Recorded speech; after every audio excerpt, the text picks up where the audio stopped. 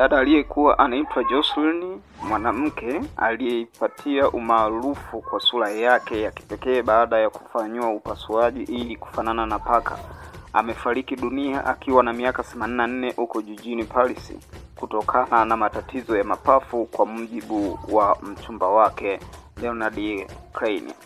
Jocelyn alitumia mamilioni ya pesa kubadili sura yake, akivutiwa na macho ya paka na mashavu yaliyoinuka, ambapo muonekano wake huo ulimpa jina la Catwoman.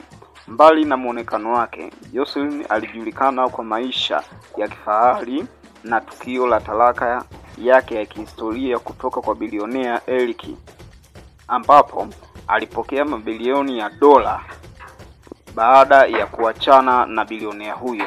Kifo chake kimeibua hisia mtandaoni, ambapo mashabiki zake wakimkumbuka kama mtu aliyekuwa na ujasiri wa kuishi maisha ya kipekee na ya tofauti sana.